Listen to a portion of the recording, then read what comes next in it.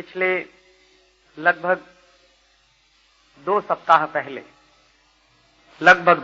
पहले भारत के वैज्ञानिकों ने 5 आणविक परीक्षण किए और ये जो 5 आणविक परीक्षण हुए जमीन के अंदर बहुत ही सफलतापूर्वक हुए।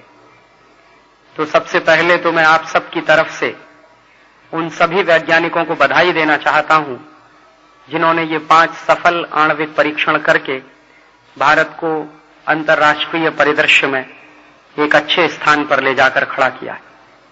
हमारे देश के वैज्ञानिकों ने ये जो 5 सफल आणविक परीक्षण किए, इसके बाद की घटना ये है हमें ऊपर आर्थिक पाबंदी लगा दी है और जापान ने भी लगा दी है। अमेरिका ने और जापान ने हमारे ऊपर आर्थिक पाबंदी क्यों लगाई है? क्योंकि हमारे देश के वैज्ञानिकों ने 5 अणु विस्फोट किए हैं और ये 5 अणु विस्फोट जब भारत के वैज्ञानिकों ने किए तो अमेरिका ने और जापान ने हमारे ऊपर पाबंदी लगा दी। तो तकलीफ क्या है अमेरिका को? विस्फोट हमने किए, हमारे वैज्ञानिकों ने किए, हमारी जमीन पर किए, हमारे पैसे से किए। अमेरिका को क्या तकलीफ है कि आपने ये क्यों किया? क्या तकलीफ है? हम अपने पैसे से अपने घर में कुछ भी करें, तुम कौन होते हो ये कहने वाले कि तुम ये करो या मत करो?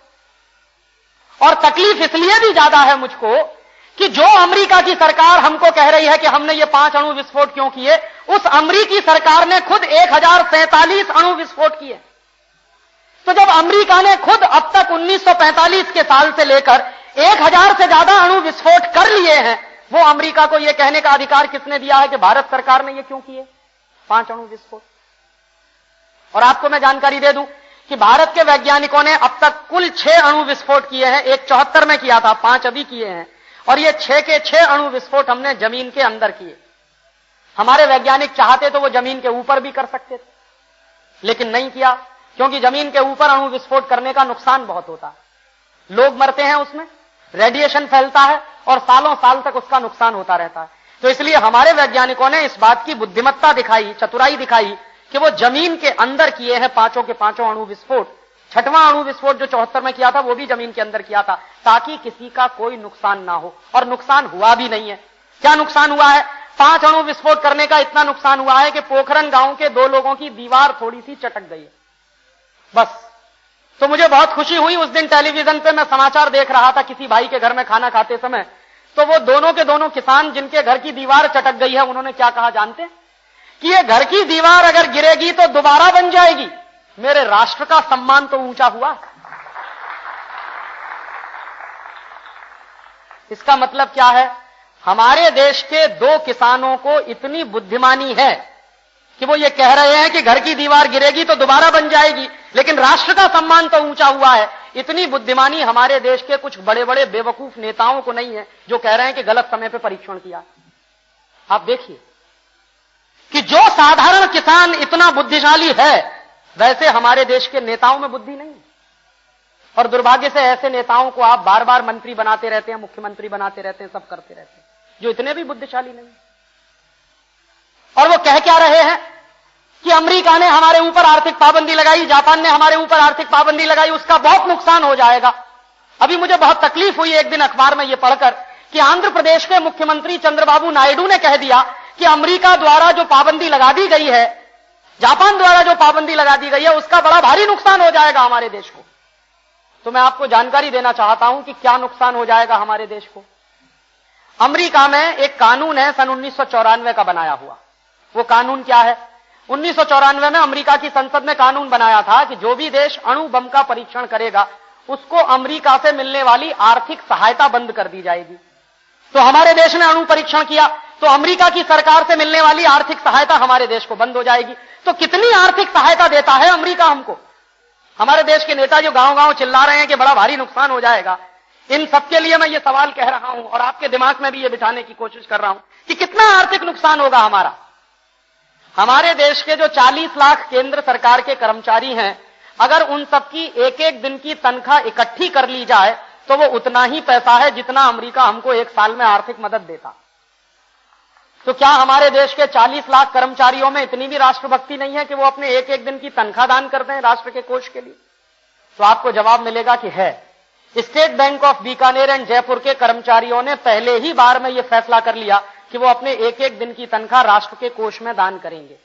और जिस दिन मैंने ये खबर पढ़ी उस दिन मैं पूना में था और उस दिन शाम को मेरा व्याख्यान था पूना में। जनता सहकारी बैंक है पूना में एक, तो उस दिन मेरा व्याख्यान उन्होंने आयोजित किया था। तो मैंने उस व्याख्यान में कहा कि अगर state bank of Bikaner and Jaipur के कर्मचारी ये तय कर सकते हैं कि वो अपने एक एक दिन की तनख्वाह दान करेंगे राष्ट्र कोष में, तो आप नहीं कर सकते क्या? तो जनता सहकारी बैंक के सभी कर्मचारियों ने भरी सभा में कहा कि हम आज ही नक्की करते हैं, फैसला करते हैं कि हम अपने एक एक दिन की सारी तनख्वाह दान कर देंगे राष्ट्र के कोष में। तो 40 लाख कर्मचारी अगर एक एक दिन की तनख्वाह दान कर देंगे राष्ट्र के कोष में, तो अमेरिका द्वारा लगाई गई पाबंदी का हमारे पास पूरा का पूरा इलाज है। लेकिन इससे भी एक कदम आगे जाकर जो भारतीय लोग विदेश में रहते हैं, जिनको हम नॉन रेजिडेंट इंडियंस कहते हैं, उन्होंने एक घोषणा की है कि वो $15 अरब दान करने जा रहे हैं भारत सरकार को। तो ये $15 अरब तो इतना पैसा होता है कि 5-6 साल तक अमेरिका हमको मदद दे या ना दे, भाड़ में जाए अमेरिका, चूल्हे में जाए, हम हमारा काम कर सकते हैं। और अभी तो मैंने इसमें उनकी गिनती ही नहीं की है। हमारे देश में 1 करोड़ लोग इनकम टैक्स देते हैं। तो ये 1 करोड़ लोग अगर इस साल 1% इनकम टैक्स बढ़ाकर दे देंगे अपनी इच्छा से, तो राष्ट्र का कोष इतना भर जाएगा कि 10 साल की भी अमेरिका की मदद की जरूरत नहीं है हमको। कोई मुश्किल नहीं होने वाली। अमेरिका मदद दे या ना दे, हम हमारा काम अच्छे से करेंगे। इसके विपरीत एक अच्छा काम हो गया है इस देश में। क्या हो गया है? पूरे देश में एक लहर चल गई है। हर आदमी कहता है बहुत अच्छा हुआ, हर आदमी कहता है बहुत अच्छा हुआ।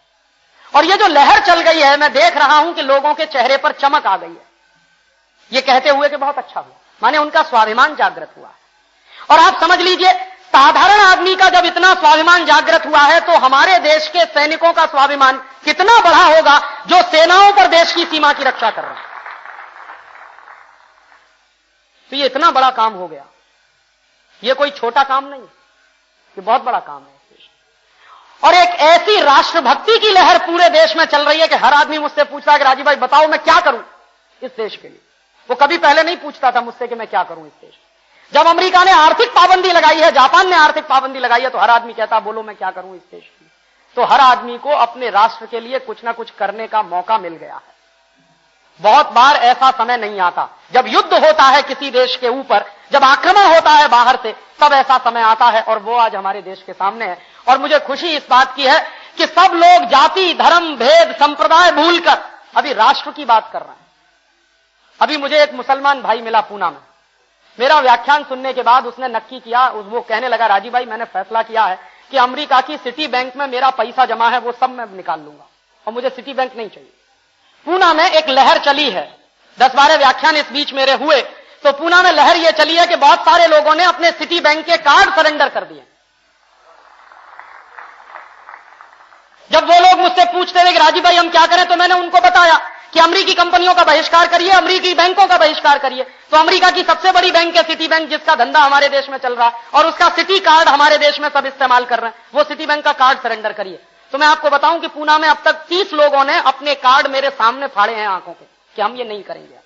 और एक मुसलमान भाई मिला, उसका 1 करोड़ रुपए से ज्यादा जमा था सिटी बैंक में। उसने कहा मैंने चिट्ठी लिखी है कि मेरा वो पैसा वापस करो।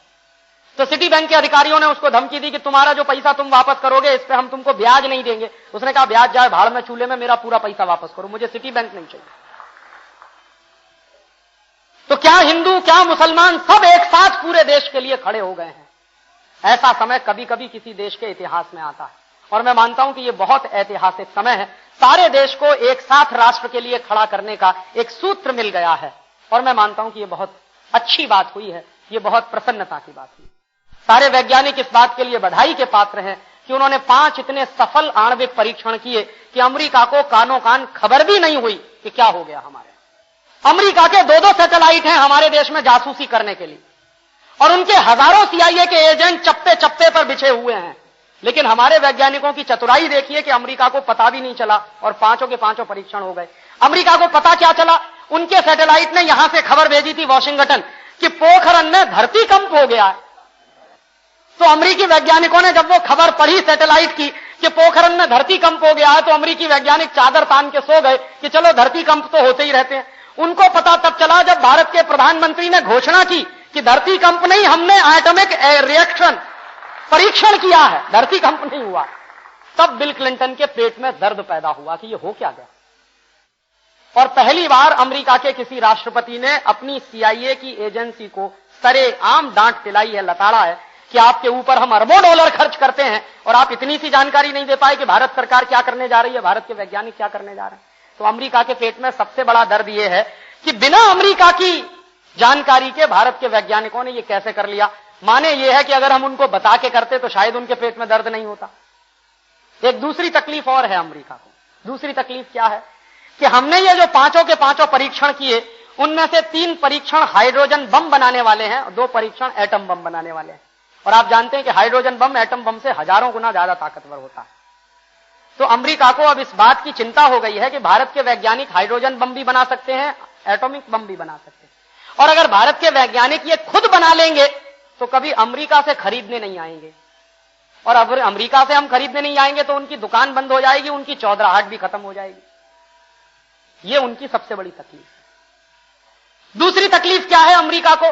दूसरी तकलीफ उनको यह है कि भारत के वैज्ञानिकों ने ये जो परीक्षण किए हैं और उसके बाद जो घोषणाएं की हैं वो ये है कि भारत के वैज्ञानिक 1 करोड़ रुपए में एक बम बना सकते हैं। अमेरिका में यही बम करोड़ों डॉलर में बनता, हां, जो हम सिर्फ 1 करोड़ रुपए में बना सकते हैं। तो जो करोड़ों डॉलर में उनके यहां बनता है वो हम 1 करोड़ रुपए में बना सकते हैं। तो अमेरिका को तकलीफ ये हो रही है कि अगर भारत के वैज्ञानिकों ने बनाकर इसको बेचना चालू कर दिया तो अमेरिका की तो दुकान बंद हो जाएगी, क्योंकि बहुत सस्ता है और क्वालिटी में बहुत अच्छा, इसलिए उनको तकलीफ हो रही है। वरना अमेरिका के तकलीफ का कोई सैद्धांतिक आधार नहीं है जब अमेरिकी सरकार ने खुद 1000 से ज्यादा आणविक परीक्षण किए। और एक बात और बता दूं मैं कि भारत के वैज्ञानिकों ने ये पांचों के पांचों परीक्षण शांतिपूर्वक किए हैं, जबकि अमेरिका ने अपने 2 आणविक परीक्षण लोगों के ऊपर किए थे। पहला किया था 6 अगस्त 1945 को हिरोशिमा में, और दूसरा किया था 9 अगस्त 1945 को नागासाकी में। तो हिरोशिमा और नागासाकी के ऊपर अमेरिका ने अपने पहले 2 आणविक बम गिराए थे, जिसका नतीजा यह निकला कि 6.5 लाख जापानी तड़प तड़प के मर गए उसमें। तो अमेरिका के वैज्ञानिकों ने तो अपने आणविक परीक्षण ही किए लोगों की जान लेकर। हमारे वैज्ञानिकों ने आणविक परीक्षण किए हैं जमीन के अंदर। दोनों में बड़ा भारी फर्क है। हम आज भी शांति प्रिय देश हैं, किसी की जान नहीं लेना चाहते। अमेरिका हमेशा से दूसरों की जान पर ही खेलता रहा है। और इस अमेरिका ने ये जो 2 परीक्षण किए थे 1945 में, उसके बाद अमेरिका ने बंद नहीं किया, दुनिया के तमाम दूसरे देशों पर बम गिराए हैं और करोड़ों लोगों को मारा है। आप देख लीजिए 1945 के दूसरे विश्व युद्ध के बाद दुनिया में जहां जहां युद्ध हुए, अमेरिका ने ही बम गिराए और उन्होंने ही हथियार बेचे। अमेरिका दुनिया में हथियार बेचने वाला सबसे बड़ा सौदागर है। अमेरिका की जो अर्थव्यवस्था चलती है उसका 2/3 हिस्सा हथियारों की बिक्री से आता है। दुनिया में जब भी कहीं युद्ध होता है अमेरिका के ही हथियार बिकते हैं। 1945 के बाद दुनिया में 325 युद्ध हो चुके हैं, जो कभी भी अमीर देशों की जमीन पर नहीं हुए। आखिरी युद्ध था सेकेंड वर्ल्ड वॉर, जो अमीर देशों की जमीन पर हुआ। उसके बाद इन सारे देशों ने आपस में समझौता कर लिया कि हम कभी युद्ध नहीं करेंगे। जर्मनी में नहीं होगा, फ्रांस में नहीं होगा, अमेरिका में नहीं होगा, स्वीडन में नहीं होगा, स्विट्जरलैंड में नहीं होगा। ये जितने अमीर देश हैं इन्होंने सबने नक्की किया, फैसला किया कि हम कभी युद्ध नहीं लड़ेंगे और कभी किसी दूसरे देश पर आक्रमण नहीं करेंगे। लेकिन यही देश हैं जो सबसे ज्यादा हथियार बनाते हैं और दुनिया भर में बेचते हैं। तो इनकी नीति क्या है, इनका असली चेहरा क्या है? इनका असली चेहरा है कि खुद युद्ध नहीं लड़ेंगे और अपनी सेनाओं को नहीं मारेंगे, लेकिन दूसरे देशों को मरवाने के लिए हथियार बनाएंगे। तो 12 देशों ने 1945 के बाद कभी युद्ध नहीं लड़ा, लेकिन उसके बाद दुनिया में 325 युद्ध हुए हैं। सब गरीब देशों की जमीन पर हुए हैं। भारत पाकिस्तान के बीच में हुआ, 2 बार तो हो ही चुका। तीसरी बार भी हुआ था, छोटा सा था। भारत चीन के बीच में हुआ, ईरान इराक के बीच में हुआ, सूडान लीबिया के बीच में हुआ, उत्तरी कोरिया दक्षिणी कोरिया के बीच में हुआ, वियतनाम में हुआ है, फिलीपींस में हुआ है। उसके बाद लैटिन अमेरिका में चले जाइए, वहां हुए हैं। दुनिया के सारे गरीब देशों की जमीनों पर 325 युद्ध हुए हैं और उसमें अरबों डॉलर के हथियार अमेरिका ने बेचे हैं। आज भी अमेरिका की वही पॉलिसी है कि दुनिया में जहां भी युद्ध होंगे हथियार उनके बिकेंगे। अब हथियार उनके नहीं बिक पाएंगे, दूसरा देश भी बेच सकता है, इसलिए उनको यह तकलीफ सबसे ज्यादा है। और इसके विपरीत मैं एक दूसरी बात आपसे कहना चाहता हूं कि अमेरिका ने यह जो पाबंदी लगाई है उसके पीछे, हमारे यहां हिंदी में एक कहावत है, अगर आप उसको समझ सकें तो मैं आपसे कहूंगा। हिंदी में एक कहावत होती है, उसमें हम कहते हैं 100 चूहे खाए बिल्ली हज को चली। माने पहले 100 चूहे खा लेती है, फिर बिल्ली कहती है हज की यात्रा कराएं, पवित्र हो जाएं। वैसे ही अमेरिका की हालत है। दुनिया भर के करोड़ों लोगों को मार दिया बम गिरा गिरा के, परीक्षण कर करके। अब वो अमेरिका कह रहा है कि भारत सरकार को ये नहीं करना चाहिए। और क्या कह रहा है? इससे पूरी दुनिया में शांति को खतरा पैदा हो जाएगा। सारी दुनिया इस बात को जानती है कि भारत 5000 साल से शांतिप्रिय देश है और पिछले 5000 साल से हमारे देश की कभी कोई सेना दूसरे देश पर आक्रमण करने के लिए नहीं गई। और पिछले 1500 साल का इतिहास तो हमारा लिखित इतिहास है कि हमने कभी भी किसी दूसरे देश पर आक्रमण नहीं किया। तब भी नहीं किया जब हमारे देश में बड़े बड़े राजा होते थे, शूरवीर राजा होते थे। हमारे देश का एक सबसे ताकतवर राजा था सम्राट अशोक, लेकिन कभी नहीं गया दूसरे देश पर आक्रमण करने। सम्राट अशोक ने अपने बेटे बेटियों को दूसरे देश में भेजा था धर्म का प्रचार करने के लिए, ना कि कभी आक्रमण करने। सम्राट अशोक के बाद जो दूसरा बड़ा राजा माना जाता है हर्षवर्धन, वो भी कभी नहीं गया दूसरे देशों पर आक्रमण करने। हर्षवर्धन के बाद जो दूसरा राजा माना जाता है उसका नाम था चंद्रगुप्त विक्रमादित्य, वो भी कभी नहीं गया दूसरे देश पर आक्रमण करने। तो इतिहास इस बात का गवाह है कि भारत कभी किसी दूसरे देश पर आक्रमण करने के लिए गया नहीं, लेकिन हमारे ऊपर बाहर से हजारों आक्रमण हुए। 3rd सेंचुरी बीसी से लेकर 3री शताब्दी ईसा पूर्व से लेकर जब सिकंदर का आक्रमण हुआ था हमारे ऊपर, और ईस्ट इंडिया कंपनी के जमाने तक हमारे ऊपर 1000 आक्रमण हो चुके हैं, और आजादी मिलने के बाद 4 आक्रमण हो चुके हैं। तो हर बार बाहर के देशों ने हमारे ऊपर आक्रमण किया, हमने कभी नहीं किया है, और उस आक्रमण में हमको नुकसान भी बहुत उठाना पड़ा है। हिंदी चीनी भाई भाई, हिंदी चीनी भाई भाई करते थे पंडित नेहरू, और नुकसान यह हुआ कि चीन हमारी 72,000 वर्ग मील जमीन ले गया, हिंदी चीनी भाई भाई करते करते। और जब चीन ने आक्रमण किया था हमारे नॉर्थ ईस्ट में, तो पंडित नेहरू ने आर्मी को वापस लौटने का आदेश दिया, ना कि लड़ने का। ऐसे ऐसे हमारे देश में रीढ़ की हड्डी विहीन नेता हुए कि युद्ध के समय में आर्मी को आदेश दे रहे हैं कि पीछे लौटो, बजाय लड़ने के लिए। तो जानते क्या हुआ था? अरुणाचल प्रदेश के लोगों ने चीनी सैनिकों का मुकाबला किया था लाठी और डंडों के। चीन ने 47 अणु बम बनाए हैं, वो हमारी छाती पर बैठा है 72,000 वर्ग मील जमीन लेकर। जब ये चीन की दुर्घटना हो गई थी, हिंदी चीनी भाई भाई, हिंदी चीनी भाई भाई, और जमीन चली गई चीन के कब्जे में, तो राम मनोहर लोहिया ने एक दिन पंडित नेहरू से यह प्रश्न पूछा था कि तुम हिंदी चीनी भाई भाई करते रहे और देश की जमीन चली गई चीन के कब्जे में। तो एक दिन पंडित नेहरू ने पार्लियामेंट में इसका जवाब दिया। क्या जवाब दिया, सुनिए जरा उसको। उन्होंने कहा कि ये जो 72,000 वर्ग मील जमीन हमारी चली गई चीन के कब्जे में, वो बेकार थी, उस पर घास का एक भी तिनका नहीं उगता था, वो बिल्कुल बेकार थी। तो पार्लियामेंट में पंडित नेहरू से सवाल किया गया कि पंडित, तुम्हारा सिर भी बेकार है क्योंकि इस पर एक भी बाल नहीं उगता, तो उस जमीन पर घास का एक भी टुकड़ा नहीं उगता था, इसलिए तुमने दे दिया चीन को, तो अपना सिर काट के दे दो चीन को, क्योंकि ये भी बेकार है, इस पर भी एक भी चुनका नहीं उगता। तो पंडित नेहरू के मुंह से कोई जवाब नहीं निकला था पार्लियामेंट। तो वो चीन आज भी हमारे लिए खतरा बनकर बैठा हुआ। और वैसी परिस्थिति में अगर हम हमारे देश के सैनिकों का मनोबल ऊंचा करने के लिए ये ना करें, तो फिर क्या करें? हमारे पास कोई दूसरा रास्ता नहीं। और पाकिस्तान भी बैठा है, गौरी का परीक्षण पाकिस्तान ने किया और उसी दिन सिद्ध हो गया कि पाकिस्तान भी अब न्यूक्लियर बम बना सकता है। तो वैसी स्थिति में यह करना जरूरी था। मुझे भी ऐसा लगता है कि थोड़ी देरी हुई। परीक्षण उसी दिन होना चाहिए था जिस दिन गौरी मिसाइल का परीक्षण हुआ था, या तो उसके अगले दिन हो जाना चाहिए, लेकिन कुछ टेक्निकल प्रॉब्लम रही होगी जिसके कारण थोड़ा सा समय लगा। और इसके एक और आगे की बात मैं आपसे करना चाहता हूं कि हमने कभी किसी दूसरे देश पर आक्रमण नहीं किया, हमेशा हमको नुकसान उठाना पड़ा। आज भी हम किसी पर आक्रमण नहीं करेंगे, ये हमारा विश्वास है, लेकिन इसका मतलब ये नहीं है कि हम अपनी सुरक्षा व्यवस्था के प्रति आंखें बंद करके बैठे रहें। आज भी हम किसी पर आक्रमण करने नहीं जाएंगे, लेकिन अगर कोई दुश्मन आंख उठाकर देखेगा तो हम हाथ पर हाथ धरे नहीं बैठेंगे। ये हमारी अपनी नीति है, हमेशा से रही है, आगे भी रहेगी। तो हिंदुस्तान की उसी नीति का अनुसरण करने के लिए यह किया गया है। तब इसमें एक आखिरी बात और जुड़ती है कि अब अमेरिका ने पाबंदी लगा दी है, हमारे सारे तर्क सही होते हुए भी उन्होंने हमारे ऊपर पाबंदी लगाई है, तो ये अमेरिका ने हमारा अपमान किया है। ये पाबंदी नहीं है, ये भारत का अपमान किया है, और इस अपमान का बदला लेना हर भारतीय नागरिक का राष्ट्र धर्म है। तो आप पूछेंगे राजीव भाई, अमेरिका द्वारा भारत के किए गए अपमान का बदला हम कैसे लें? तो मैं आपको एक रास्ता बताने आया हूं कि अमेरिका ने ये जो हमारा राष्ट्रीय अपमान किया है पाबंदी लगा के, इसका बदला लेने का हमारे पास एक तरीका है। वो तरीका ये है कि जिस अमेरिका ने हमारे ऊपर आर्थिक पाबंदी लगाई है, उस अमेरिका के ऊपर हम आर्थिक पाबंदी लगाएं। तो आप पूछेंगे वो कैसे? तो उसका रास्ता बहुत आसान है। हम सब मिलकर अमेरिका के ऊपर आर्थिक पाबंदी लगा सकते हैं। अमेरिका की एक एक कंपनी को भारत से भगा देंगे। उनके ऊपर आर्थिक पाबंदी लगाने का सबसे अच्छा तरीका। तो एक एक अमेरिका की कंपनी को भारत से भगाना होगा अपने राष्ट्र के अपमान का बदला लेने के लिए।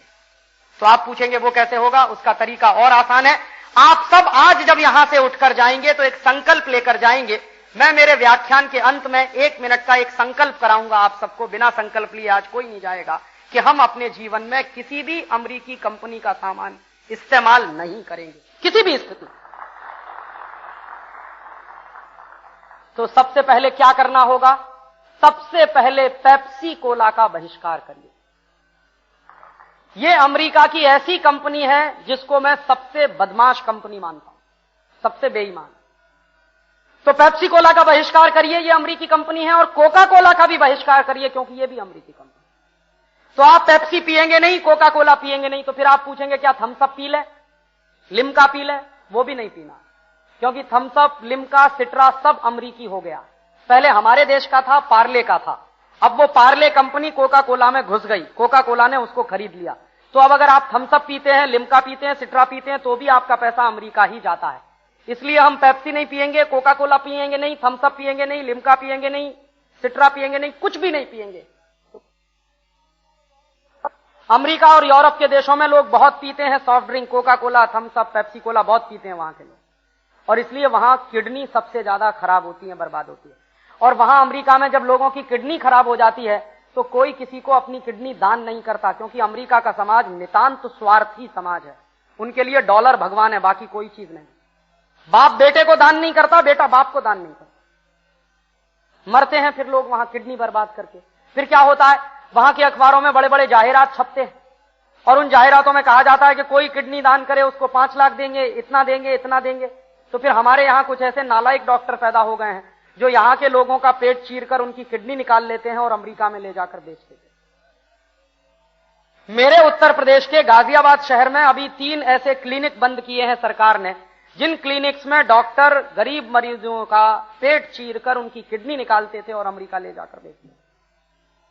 तो चूंकि अमेरिका में किडनी बहुत बर्बाद होती है, और किडनी बर्बाद होने का सबसे बड़ा कारण है Pepsi Cola, Coca Cola, soft drink, तो आप मत करिए अपनी दोनों किडनियां बर्बाद।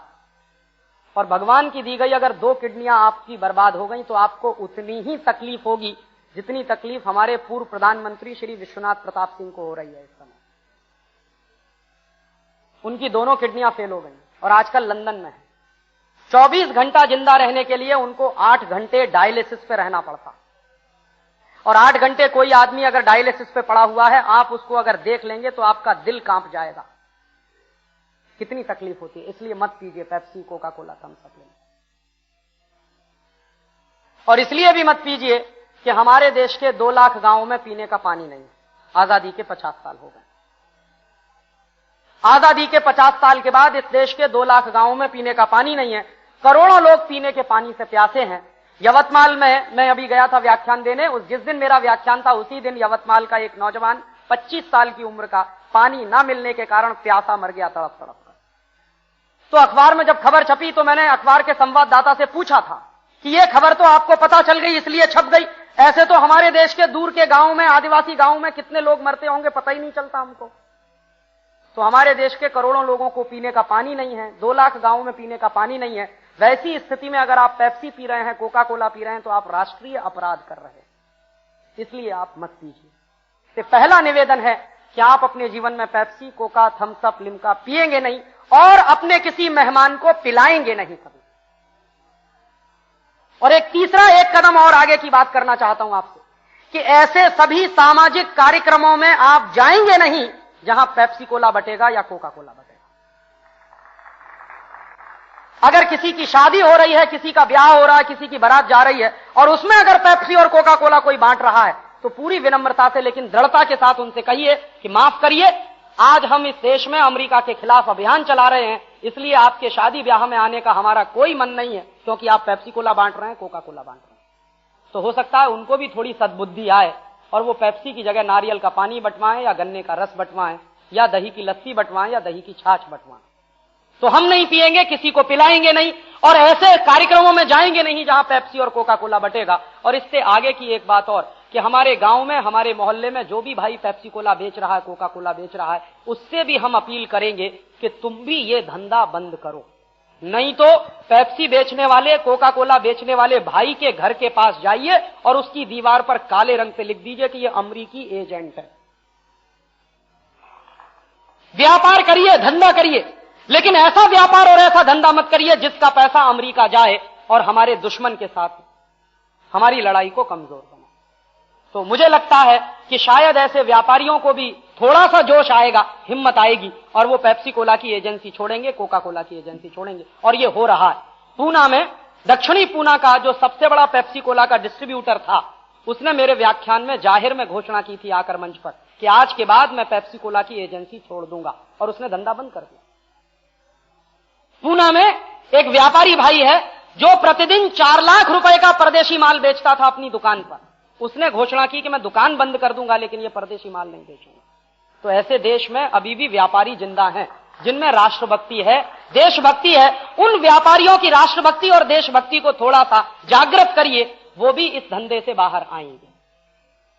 ऐसे ही मेरा आपसे दूसरा निवेदन कि आपके घर में एक और अमेरिकी कंपनी का माल सबसे ज्यादा आता है, उसका नाम है कॉलगेट पामोलिव।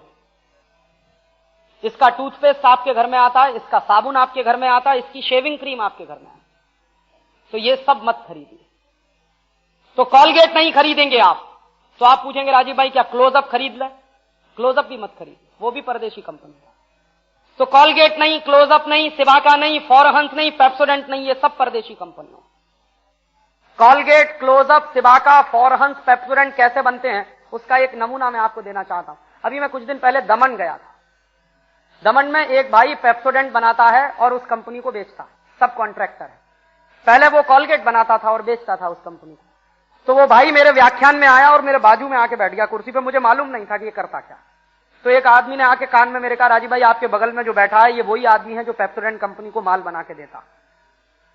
तो मैंने कहा भाई तू मेरी बगल में आके क्यों बैठ गया? तो कहने लगा राजीव भाई मैं आज संकल्प लेना चाहता हूं। मैंने कहा पहले ले ले तब बैठना मेरे पास आके।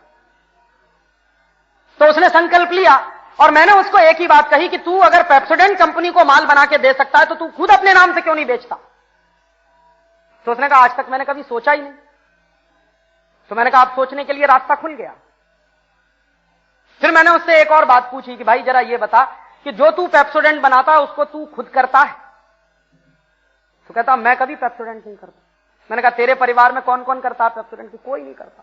मैंने कहा क्यों? तो कहने लगा मुझे मालूम है कि मैं पेप्सोडेंट में क्या क्या मिलाता हूं, इसलिए मैं खुद कभी पेप्सोडेंट नहीं करता। और क्या बेवकूफी हमारे लोग करते हैं, सवेरे ही सवेरे उठते हैं और शीशे में देखकर टूथपेस्ट रगड़ते हैं अपने मुंह में। माने अपनी बेवकूफी देख रहे हैं शीशे में। यहां से सफेद सफेद निकलता है, यहां से सफेद सफेद निकलता है, पूरा मुंह गंदा हो जाता है और देख देख के शीशे में कर रहे हैं उसको। काहे को ये बेवकूफी कर रहे हैं? और बहुत लोग ब्रश रगड़ते हैं, पता है क्यों? ये कहते हैं राजीव भाई खाते खाते जब दांत में कुछ फंस जाता है तो ब्रश ही तो बाहर निकालता है। तो मैं आपसे ये पूछने आया हूं कि जब भी आपके दांत में कोई चीज फंस जाती है खाते खाते, तो बताइए क्या होता है? आप कुछ खा रहे हैं, खाते खाते आपके दांत में फंस गया, तो आप देखेंगे आपकी जो जीभ है ना, बार बार लगातार उसको निकालने की कोशिश करेगी और उसी जगह स्ट्राइक करती रहेगी जहां कुछ फंस गया है। और जितनी देर वो फंसा रहेगा तब तक वो शांति से नहीं बैठेगी, चलता ही रहेगा काम, चलता ही रहेगा, चलता ही। और उतनी देर आपको भयंकर टेंशन रहेगा। और जैसे ही वो आपके दांत से निकल जाएगा आप एकदम रिलैक्स फीलिंग करेंगे। इसका मतलब क्या है? दांतों में छिपे हुए अन्न कणों को बाहर निकालने का काम जीभ करती है, टूथब्रश नहीं करता। इसलिए टूथब्रश करने की कोई जरूरत नहीं। और हमारे यहां टेलीविजन पे विज्ञापन आता है, एक कंपनी कहती है हमारा टूथब्रश बहुत मुलायम है, दूसरी कंपनी कहती है उससे ज्यादा मुलायम हमारा, तीसरी बताती है कि देखो कितना दब जाता है, चौथी बताती है देखो कैसे मुड़ जाता है। अरे ये सब बेवकूफी है। नीम के दातुन को चबाइए, जो क्वालिटी का टूथब्रश बनता है वो कोई कंपनी नहीं दे सकती बना के। ऐसे ही मेरा आपसे एक और निवेदन है कि अभी मुझे इस देश में ऐसे लोगों की जरूरत है जो संकल्प ले सकें देश के लिए, क्योंकि ये जो समय आज इस देश के सामने है ये बहुत अच्छा समय है। हम थोड़े थोड़े भी संकल्प लेंगे अगर इस देश के लिए तो बहुत बड़ा काम हम कर सकते हैं। तो देश के लिए संकल्प वही ले सकता है जिस व्यक्ति की आत्मशक्ति मजबूत हो। शरीर मजबूत हो ऐसा नहीं, आत्मशक्ति मजबूत हो, वही व्यक्ति संकल्प लेता। सब संकल्प नहीं लिया करते। और आत्मशक्ति मजबूत अगर करनी है तो उसका एक तरीका मैं आपको बता सकता हूं कि आप व्यसन करना बंद कर दीजिए। अगर आप शराब पीते हैं तो शराब छोड़ दीजिए, बीड़ी सिगरेट पीते हैं तो बीड़ी सिगरेट छोड़ दीजिए, पान पराग तंबाकू गुटखा मावा खाते हैं तो वो सब छोड़ दीजिए।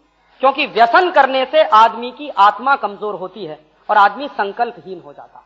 शरीर का नुकसान होता है वो तो एक बाजू में है, व्यसन करने से शरीर का कितना नुकसान होता है वो आप सब जानते हैं।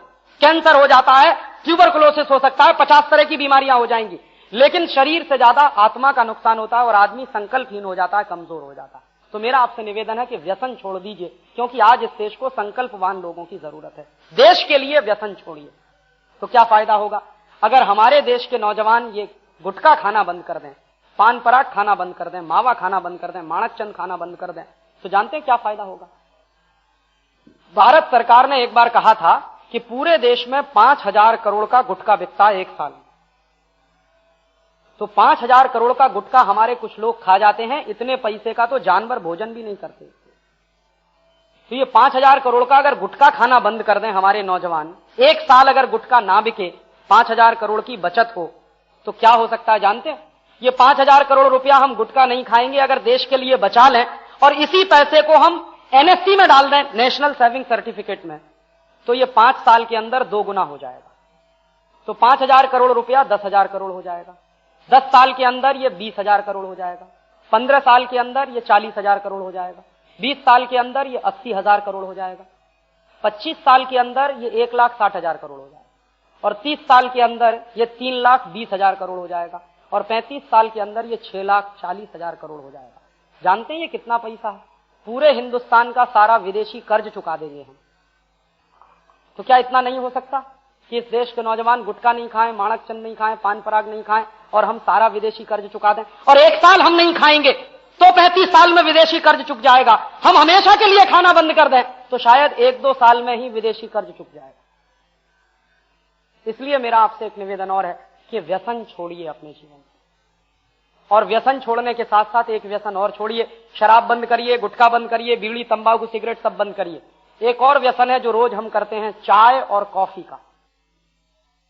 मुझे आपके जीवन से यह संकल्प चाहिए कि आप हमेशा स्वदेशी ही इस्तेमाल करेंगे, कभी भी परदेशी माल इस्तेमाल नहीं करेंगे। और एक आखिरी निवेदन मुझे आपसे और करना है कि आपके घर में हमेशा स्वदेशी आए, कभी भी परदेशी माल ना आए। इसके लिए एक छोटा सा काम और करिए, अपने घर का टेलीविजन बंद कर दीजिए। अभी एक दुर्घटना हुई पूना में, मैं जाहिर व्याख्यान कर रहा था, उसमें एक डॉक्टर भाई मेरे पास आया और उसने कहा, राजीव भाई, पूना शहर में एक लड़की है 12 की, जी हॉरर शो देखकर पागल हो गई है और हॉस्पिटल में है, मेंटल हॉस्पिटल। चंद्रपुर में अभी एक दुर्घटना हुई, मैं चंद्रपुर गया था व्याख्यान करने, तो एक मजदूर भाई आया मंच पर रोता रोता रोता रोता। मैंने पूछा, भाई तू क्यों रो रहा? कहने लगा, राजीव भाई मेरे घर का सत्यानाश हो गया। मैंने कहा क्यों? कि टीवी के कारण। मैंने कहा क्या सत्यानाश हुआ तेरे घर में? तो उसने कहा, मैं बहुत गरीब आदमी हूं, मेरे पास कुछ भी पैसा नहीं, लेकिन मेरा एक 11 साल का बेटा है, वो रोज जिद करता था टेलीविजन लेने के लिए, और मैंने टेलीविजन लिया नहीं क्योंकि मेरे पास पैसा नहीं। तो वो क्या करता था, पड़ोसी के घर में जाके टीवी देखता था। एक दिन मुझे लगा तो मैंने बैंक से कर्जा लेके टीवी ले लिया। तो मैंने कहा फिर क्या हुआ? कहने लगा, मेरा बच्चा जो 11 साल का वो देखता था कार्यक्रम, उसका नाम है शक्तिमान, पता नहीं क्या आता है उसमें। तो वो मुझे बताने लगा कि शक्तिमान में कोई हीरो है जो आसमान में कट होता है, घूमते घूमते जमीन नीचे आता। तो वो 11 साल का बच्चा बार बार देखता था, लगातार देखता था। एक दिन वो भी अपनी छत पर से घूमते घूमते कूद गया, उसके दोनों पैर टूट गए। डॉक्टर के पास ले, डॉक्टर ने कहा कि अभी हड्डी तो टूटी, उसके साथ पैरालिसिस भी हो गया और दोनों पैर उसके हमेशा के लिए बेकार हो गए। तो उस मजदूर ने कहा कि मैंने तो जो कर्जा लेके टीवी खरीदा उसने तो मेरे घर का सत्यानाश कर दिया, क्योंकि एक ही बेटा था उसके पास 11 साल का, वो भी चला गया काम। टीवी देखने का बुरा असर होता है बच्चों। अहमदाबाद में एक 7 साल की बच्ची ने पिछले साल एक 1.5 साल के अपने भाई को वॉशिंग मशीन में डाल दिया धुलने के लिए, क्योंकि उसका जो भाई था वो काले रंग का था और उस बच्ची को ऐसा लगता था कि वॉशिंग मशीन में हर चीज साफ हो जाती है। तो उस बच्ची ने डाल दिया अपना भाई वॉशिंग मशीन और बटन चला दिया। उसके बाद बच्चा मर गया। अब उसमें बच्ची का क्या कसूर है? वो टीवी पे देखती थी बार बार लगातार, उसने किया, वो तो भोली है, उसके मन में तो कुछ भी नहीं। मेरे इलाहाबाद शहर के बाजू में एक शहर है लखनऊ, वहां क्या हुआ, एक 4.5 साल का बच्चा था, रोज चित्रहार देखता था एटीएन पर जो आता, और उसमें एडवर्टीजमेंट बहुत आते हैं। तो क्या देखता था वो बच्चा, एक एडवर्टीजमेंट आता था थम्स अप का विज्ञापन, जिसमें एक लड़का पैर में रस्सी बांधकर उल्टा कूदता था और एक थम्स अप की बोतल लेके आता था। तो एक दिन वो 4.5 साल के बच्चे ने अपने पैर में रस्सी बांधी, छत पर से कूद गया। सड़क पे गिरा, सिर फटा और मर गया। अब उसमें बच्चे का क्या कसूर? विज्ञापन ही ऐसे दिखाए जा रहे हैं जिसको बच्चे देखेंगे, सुनेंगे, फिर फॉलो करेंगे। और हमारे देश में आज तक एक भी ऐसा कानून नहीं है जो टेलीविजन पर इस तरह के विज्ञापनों की रोक लगाए। इसलिए मेरा आपसे निवेदन है कि जितनी जल्दी हो टेलीविजन बंद कर दी। ना हो कि जो दुर्घटनाएं लंदन में हो रही हैं वो हमारे घरों में होना शुरू हो जाएं। क्योंकि हमने दिल्ली में एक सर्वे कराया था आजादी बचाओ आंदोलन की तरफ से 3 साल पहले, और हमको पता चला कि दिल्ली के पब्लिक स्कूल में पढ़ने वाले विद्यार्थियों की हालत यह है कि उनमें से 70% विद्यार्थी सेक्स के चक्कर में बर्बाद हो रहे हैं। दिल्ली में मेरा एक दोस्त है जो एक प्राइवेट क्लिनिक चलाता है, वो और उसकी पत्नी दोनों डॉक्टर हैं। प्रतिदिन वो 25 से 30 लड़कियों के गर्भपात कराते हैं, अबॉर्शन कराते हैं। तो मैंने एक दिन पूछा कि तुम्हारे क्लिनिक में अगर ये हालत है तो दिल्ली में ऐसे तो सैकड़ों क्लिनिक होंगे। उन्होंने कहा है हमारे देश में हर साल लाखों नहीं बल्कि करोड़ों बहनों के गर्भपात होते हैं, 14 साल की उम्र में, 15 साल की उम्र में, 16 साल की उम्र में, 19 साल की उम्र में, 20 साल की उम्र। तो ये दुराचार आ कहां से रहा है और ये बच्चे दुराचारी कहां से बन रहे हैं, कहां से सीख रहे हैं? तो ये सब टेलीविजन सिखा रहा है, सिनेमा सिखा रहा है। इसलिए मेरा आपसे निवेदन है कि कहीं ये टेलीविजन आपके बच्चों को बचपन में जवान ना बना दे और आपके बच्चे दुष्चरित्र ना हो जाएं, उससे पहले आप ये टीवी बंद कर दीजिए।